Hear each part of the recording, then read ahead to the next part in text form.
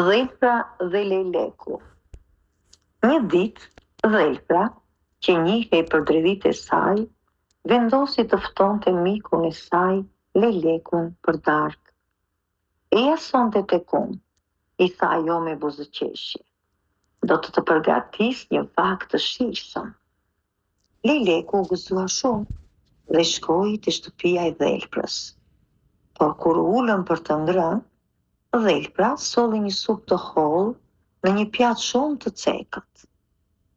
Dhelpra nisi ta lëpinte me gjuhë, por lejleku, me shqepin e gjatë të hollë, nuk mundi të merrte asnjë pikë.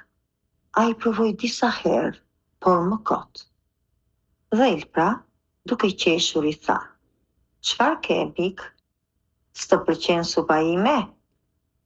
Lejleku e kuptoi që Dhelpra po talle me të, por nuk tha asgjë, vetëm buzëqeshi dhe tha me qetësi: "Faleminderit për darkën, mikesh.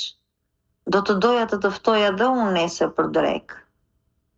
Të nesërme, Dhelpra shkoi te shtëpia e lejlekut, e gëzuar që do ta kalonte po aq mirë.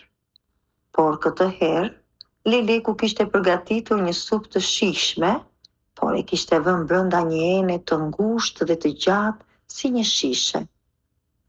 Lejleku e futi sqepin dhe hëngri qetë, ndërsa Dhelpra, me hundën e saj të shkurtër, nuk mundi të merrte asgjë. Atëhere lejleku i tha: "Mos u mërzit, mike, unë të shërbeva ashtu siç më shërbeve ti." Dhelpra u turpërua dhe kuptoi se nuk duhet t'i bëj të tjerëve atë që nuk do t'ja bënin asaj. Mësimi i fabulës. Sillu me të tjerët ashtu siç do të sillen ata me ty. Kush ta të tjerët, në fund përfundon vetë në pozitën e tyre.